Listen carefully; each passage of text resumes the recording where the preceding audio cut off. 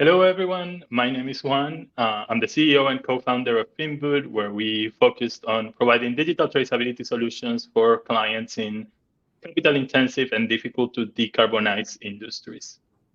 Today, I'm here to kind of welcome you to another one of our interview series, this time focusing on innovative sustainability initiatives in the metals industry.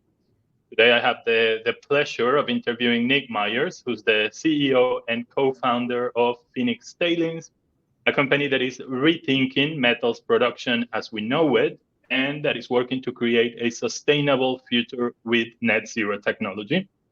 Nick, welcome, and perhaps I'll let you introduce yourself before we deep dive into our interview.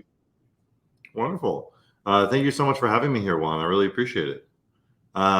Let's see, my background, originally I studied physics in undergrad, worked in manufacturing, for a decade or so, and then moved into the finance sector before getting involved in a couple different startups in the Boston ecosystem here. I worked at a VC fund called Techstars, which some of us may be familiar with. Great firm, really loved working with them. And I actually met my co-founder, Dr. Tomas Villalone, about 5 years ago or so at a Bible study of all things, where we started talking about the biggest problems in the world, right? And that's a little bit of how we got started. I can unpack it a little bit more from there, but Tomas brought in our co-founder, Michelle, and I brought in Anthony Baladin, and the four of us actually built the first prototypes in the backyard of Cambridge, Massachusetts. So from there, that's really how we got started at Phoenix. And thank you so much for having me. Appreciate it, Juan.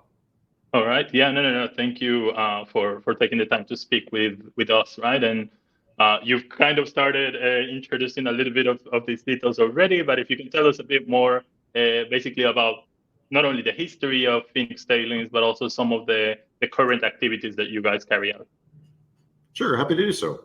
So let's see. So I met Dr. Tomas about 5 years ago or so at that Bible study. Tomas is a PhD from BU, undergrad MIT in material science, studied molten salt electrolysis in school. Extremely smart person, possibly the smartest person I've ever met in my life, actually. And we started talking late at night about these biggest problems in the world. One being actually how you produce the raw materials that you need to power the next generation of wind turbines, electric vehicles, and all these things.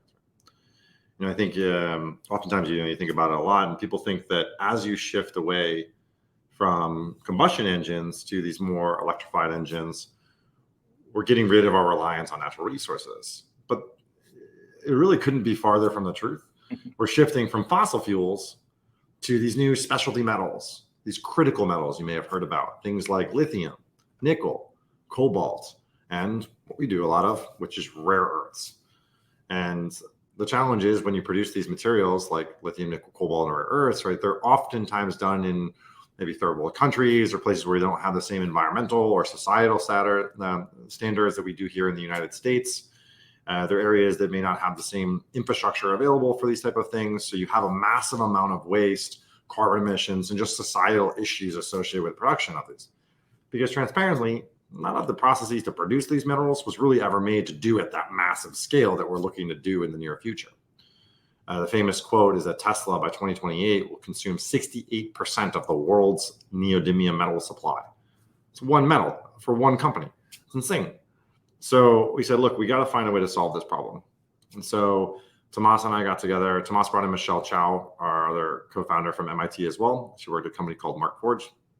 And I brought in Anthony Baladin, who worked with me in private equity and came from the mining industry in South Africa. And the four of us put all of our life savings together, which you may laugh at, of $7,000, and built the first prototype in the backyard of Cambridge, Massachusetts, processing something called bauxite residue. That itself is a byproduct of alumina production, pulling out a little bit of iron and a little bit of rare earth element concentrate, which for those of you that may not be familiar, rare earth element concentrate is actually what mines normally create when you harvest from the ground. It's not actually the metal, it's a concentrate. Think of it like a little bit of dirt. So the whole mission behind Phoenix is to build the world's first fully clean mining and metals production company with zero waste and zero emissions, rapidly scaling, leveraging the economics of harvesting these waste sites of tailings. So today we're about 22 people full-time at Phoenix, Series B stage company we're going for in the near future, just to give a sense of scale for those of you that know startup ecosystem. and we're the only major producer of rare earth metals in North America, which is pretty proud to say. So that'll change in the near future, but I do get to say it for the next few months or so. No. It's super interesting, and I think look, a few things that you mentioned are critical here, right? So we oftentimes don't realize the sustainability challenges that the electrification of our industry implies, right? And I think that's certainly something that we need to focus on perhaps more in the coming years. So it's great to see companies like you kind of introducing these solutions, right? Also, very much impressed again on what you guys have achieved with a team of 22, right? So congratulations on that. Again, being an entrepreneur myself, I know a little bit the challenges on kind of navigating and growing a technology company, right? So that sounds great. If we kind of circle back to sustainability, right? And you've mentioned some of the challenges that the industry has. But when it comes to Phoenix Tailings in particular, what would you say are, again, your top environmental or your top sustainability goals, and how are you progressing or advancing in that journey? That's a really good question. So at Phoenix, I think we're a little different than other companies, and it's somewhat of the mandate that we made early on, which is definitely hard. Where we're not looking to just reduce carbon emissions, for example. We're looking to eliminate. Right? We're not looking to reduce waste. We're looking to eliminate. We think it's irresponsible for mining companies to operate by producing massive amounts of waste and carbon emissions in the process, right? So really what we're starting off with is redesigning how you actually harvest material from an ore source. In our case, which is tailings, that's the waste material from a mining process normally. So instead of destroying an environment to harvest the material, right, we're going after tailings, that waste product, to be able to clean that up in the process and produce the final product. It doesn't help if we're actually discharging waste back into another tailings pile after we do that. So part of our process is to create that zero waste function. Look, we're definitely not there yet. We're a very small company. We're building out a lot of these processes, but the goal is to operate on site in our upstate New York site with a zero waste or a zero tailings actually being discharged in that site. Definitely a long way to go to get there, but we're pretty excited about how far we've come. And a lot of our processes, we start off by saying, hey, look, we're having zero direct carbon emissions, meaning we don't use things like blast furnaces. We're not discharging emissions throughout the system. And we're taking the responsible endeavor that any emissions that may come off, we're recycling through scrubbers and other systems to be able to pull that back. That's a mandate of how we grow. It definitely takes us longer to scale up, but it is, I think, worth it in the end, because at the end of the day, you do really need that as you scale. Yeah, no, absolutely. And look, again, it sounds like you guys are already kind of doing a lot in terms of minimizing the environmental footprint, but certainly the target of creating a zero waste factory, in a way, it's a challenging one, and I look forward to see how that develops. Right now, again, huge ambition. You mentioned you're currently the largest producer of rare metals, if I understood correctly, in the U.S. Which other regions are you operating, and these rare metals, which industry segments are they intended to be used in? Yeah, of course. Yeah, so I the statement of we're the largest rare earth metal producer in the U.S. is a pretty big one, and it's candidly because the U.S. really has no metal capabilities. We have about a 10 metric ton capacity here in Burlington, Massachusetts. We just moved into this new facility. Well, technically, the opening ceremony is on Thursday, just so everyone knows, on October 5th. But we had our facility open and up and running earlier this year in Somerville. But now we have in Burlington, we're running this commercial plant here, producing these rare earth metals themselves. So it's not the concentrate, it's not the oxides for those that may have come across the sector, which is like an intermediate product. It's the final metal and metal alloys. Those metals are then turned into a magnet. And for everyone that may have seen this before, right, magnets are what you use to power any electric vehicle, right? So you have the battery itself, which stores all the energy, but you have to take that electrical energy and turn it into what's called kinetic motion, or movement of the wheels. And that's really where the magnet comes into play. And so any car that you see driving on the road today, any speaker system, any airplane, any computer, every phone, they use magnets in some way, shape, or form. The high performance magnets, or the strongest magnets, are what's called neodymium iron boron magnets, or permanent magnets.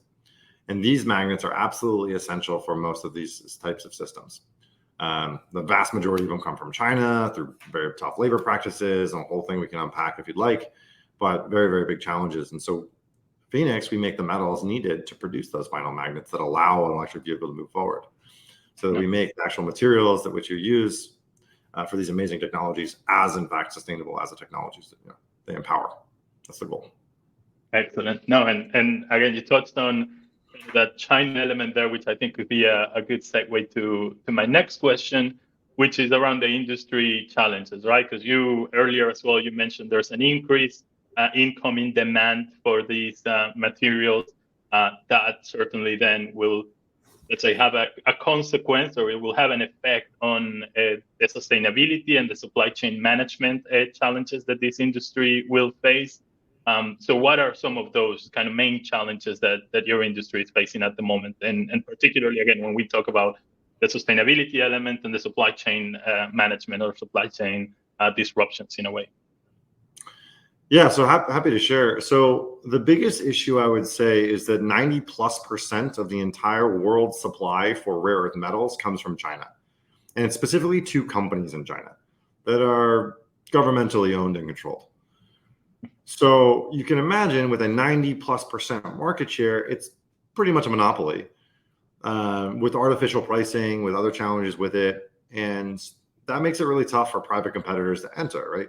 You can have things like predatory pricing in China there's no legal ramification, right? Or if the US that happened, right, the government would step in for antitrust regulation, they would step in and do many different types of things to prevent predatory pricing. But in this case, you don't have that, right? So that means we have to compete with an entity that doesn't have price sensitivity, that doesn't have those requirements, while we do, right? So it's very challenging to do. And the other factor factored into that is, one, they have zero care about the environment and how they produce. They're discharging what's called fluorine gas, which is way worse than CO2 in a lot of cases. And they're doing an incredible amount of damage to the societal regions. Many of this area where this metals production is where the Uyghurs are based, which is a historically oppressed group in China. And there's a lot of other things that happen there that they can just massively lower their cost to operate without any care in the world. We just don't have that, right? We want to operate effectively, not because of a business standpoint or any regulation even, but because we're good people for the most part, I think. And that we want to do good things for the world. We want to do all this. And so you do have a cost to it and you have a structure to it. So how do we compete with them? And the way we answer it is technology. We're not going to take Chinese technology and apply it here in the US and expect to compete at a price point. It's just not going to happen. So let's build amazing technology to do the thing the US is best in the world at, which is build this awesome technology, revolutionize that and start from there. But we will have to have help from governmental folks, from partners to understand, hey, there is price fluctuation here. How do we stabilize that? How do we make sure that that's actually in an area where we don't have the same amount of risk for investors to come in and finance the next level of the business? Yeah, no. That is key, I think. And of course, I think that view of saying, okay, look, we're not going to try to bring to the US the operations that are running in China is key, because as you say, it will be impossible to compete even by doing that. And it would be to an extent irresponsible as well, because as you say, right, what you guys want to do is, okay, not only create that technology, but also make sure that technology has a positive environmental impact, right? So I think that would be super important, and that almost rules out the importing some of those procedures, right? You also touched on something key, which at the end is, okay, you guys have the capacity and have been doing great work on kind of creating this exciting technology, but it takes a village, right? As they said, so there's other stakeholders. I presume governments will play a big role in kind of order to start regulate or drive adoption towards more sustainable raw materials. I think the companies, of course, the corporates that will need to take the decision of who they operate with, they play a big role as well. And I presume consumers even, right? Because at the end, we will be kind of affected by those price points, but it's also up to us to take the more sustainable decisions, right? So just to understand a little bit, look, who are these stakeholders? You've touched on some of those, and how are you guys interacting with them, or how are you essentially collaborating with them to kind of drive adoption or accelerate the scalability of your operations? That's a really good question. And there's a few different collaborators, I will say. I would say the biggest and most influential, and this is always a debatable topic, But I don't think it's actually the governments. I think they are very helpful, and there's a very key role to play to subsidize and help grow these type of businesses. That's actually very important, and that support helps prevent against the negative externality or the challenges that, say, the Chinese interactions in the market do, or other, say, the Russians even, right? Having the US or the UK or the European governments by your side helping counteract that does make this industry much more a fair market industry, which is what we need to have it. But I would say the biggest players are actually our downstream partners, folks like in the auto sector, the major brand names that you can think of, right? In the aerospace sector is the same folks there, the folks that aren't necessarily buying the metal themselves, right? They don't directly do that. That's not really a part of their business, but they are very, very, very reliant on the end component, that magnet or that magnet assembly, or even the electric motor. Having their involvement upstream and engaged with us early on to help build that supply chain is absolutely essential. And we really need them to be forward thinking and innovative, because it's not a solution that's going to come in tomorrow and going to impact their bottom line this year, right? At the end of the day, it's not. It will take time to get up to that point. We'll be there eventually, but we need help getting that point. And we can provide a lot of value to get there.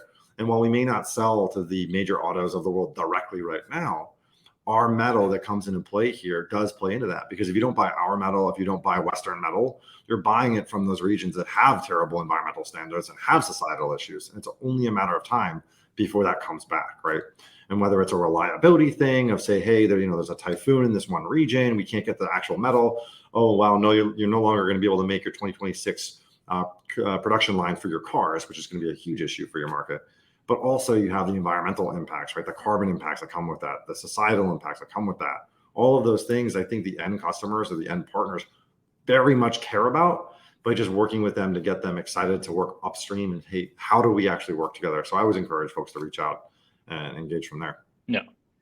No. That is really insightful, and it makes a lot of sense, right? You do need kind of those large corporates downstream of you to basically enact change in their supply chains, right? And I've certainly seen that happen in other value chains, like in the chemical industry or in the oil and gas industry, where it's essentially those kind of more consumer-facing or closer to the consumer that are in charge of basically creating that final product, who have the biggest capacity to basically drive change throughout the value chain. And ultimately, it's them who will take the decisions that should drive us towards a more sustainable industry, right?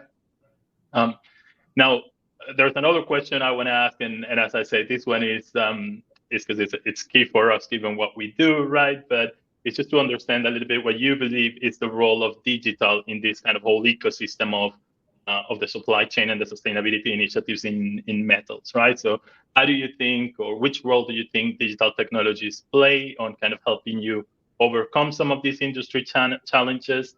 And are you currently working in some of those initiatives that can kind of help accelerate what you guys are doing? Yeah, so there's a number of different areas, I think.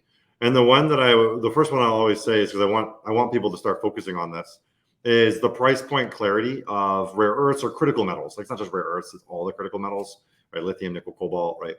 The lack of price clarity there is very, very, very tough because it's so dominated in China. They don't share the data. The rare earth metals pricing is pretty much shared by one party, that's one company that's publishing their pricing for their metals on a daily basis, right? That doesn't really help me. They're definitely not saying the real truth, because why would they? That doesn't help them. So building that price clarity, I think, is definitely a digital innovation. I've seen some folks doing this in the diamond sector, some folks doing it in the cobalt sector, but really expanding that beyond and focusing on these critical metals to make sure that there is that clarity, that transparency in the market to enable the free market to operate. That's going to be critical. And things like that, where you have that traceability, you can understand, hey, I bought this 1 pound of neodymium metal. Where did it come from? Where was it mined? Did it have forced labor involved in the process? Did it have carbon emissions? Did it have fluorine emissions? What really happened in the process of producing this metal? Things like gold and platinum wedding rings, right, for example, have some of the most nasty challenges with the entire process to make them. And the fact is, right now, we don't really know where that metal came from. And so this is where digital innovation can play a key role. We do a lot more when you're talking about digital innovation as far as automation goes. A lot of our work, we're working with some of the analytics that we could run as far as how to optimize our process, how to make sure that moves as quickly as possible, how to improve our recovery rates, stuff like that, which I think is, of course, extremely powerful, but it gets very, very in depth. And there's a lot of ways, and things like the inert anode, which, if you're not familiar with the rare earth, any of the metal sectors, inert anode is like the holy grail of how you actually produce it, because you have no carbon emissions and no emissions coming from the system. Using AI, using a number of different machine learning algorithms to be able to optimize and get to that point, I think has a lot of good opportunities there. Yeah, no, and I'm glad to hear that, and exactly, you touched on basically 2 points that are the kind of typical main ones of digital, right? You've got the element of, okay, we can use digital for automation, for efficiency, for operations, but where it's starting to become critical is actually we need to use digital for traceability, right? We need to know where our products are coming from, how the industrial processes are transforming them, and what is the environmental impact that they have, right? And that is certainly it's becoming a key requirement for industries, and it is something that digital traceability can help with, right?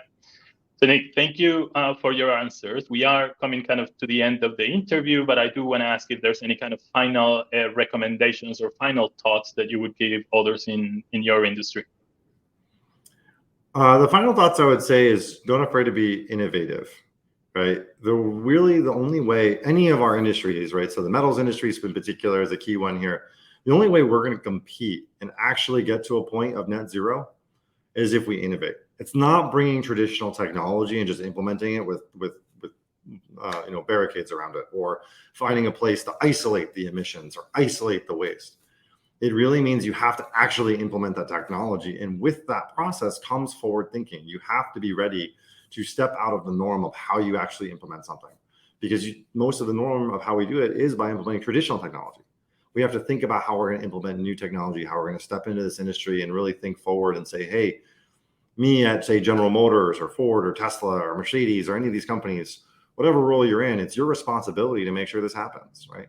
And you have the best opportunity in the world and the most ability to do so just by simply putting a stamp of approval on something and saying, hey, well, this doesn't impact me from a bottom line standpoint for the next 5 years. I want to actually make sure this moves forward, and I want to do good for the world. And all you have to do is that, and I think you'll make a very big difference on the planet. You'd be surprised. Yeah. No. I think that's a great kind of message to take away. Nick, thank you once more for your time and for your insights in metal production. Again, we always like to learn about innovations in the different industrial segments that we operate in. The very last question for you were basically if viewers want to learn more or they want to reach out, where can they go? Absolutely. So take a look at our website, phoenixtailings.com. There'll be a contact us page. Please feel free to reach out on that contact us. We do actually have people monitoring it. We check it. We always try to make sure we respond as quickly as possible. So if they want to learn more, absolutely, please reach out. We'd love to chat. Great. And of course, as usual, if anyone wants to learn more about what we do at Finwood and our work on digital traceability, they can go to our website, finwood.com, or they can reach out in our social media channels on LinkedIn, YouTube, and Twitter. Thank you, Nick. It was a pleasure chatting with you, and thanks everyone for watching this, and until the next time. Wonderful. Thank you so much for having me.